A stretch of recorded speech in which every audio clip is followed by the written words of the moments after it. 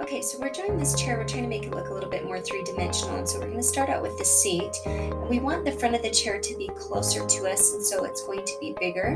And then as the back of the chair goes away from us, we're going to make that part a little bit smaller, so there's that illusion of depth,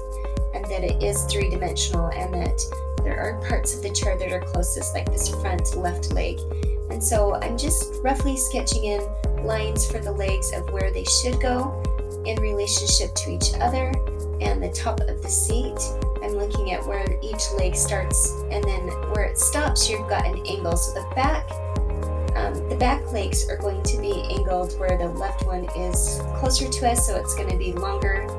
and the back right one is going to be shorter, and it's really just going to follow the same angles as the seat. Now the top of the chair, it seems like it should be the same angles as the seat, but it's closer to us on the left side, so that's going to go up a little bit higher, and then as it goes farther back from us, it's going to slant down to the right slightly. And then I'm just counting how many rings in the chair there are, and we've got 7, and then I'm just kind of giving myself a little sketching start, and now I'm going to exaggerate the thickness and the curves of the seat and add a little bit of detail really everywhere now that I've got my angles and proportions close. One thing you want to be careful of is as the legs of the chair are farther away, they are going to get a little bit skinnier, and the ones that are closest to us should be a little bit wider.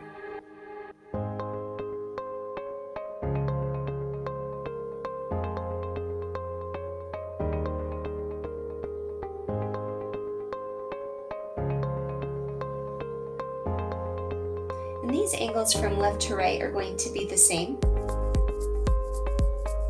And you try and gauge where the center of those sections that you just drew were, because that's about how it would be on an actual chair.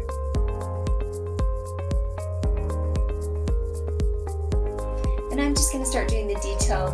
on the back of the chair.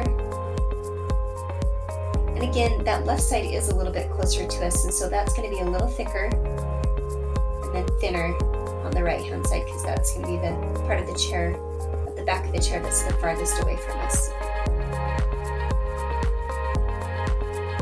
And you can get really detailed with shading, and we're just going to do a really quick idea that there's some shadows. That gives a little bit more dimension. Erase any of your messes and strengthen those lines with darker lines, and then you're done.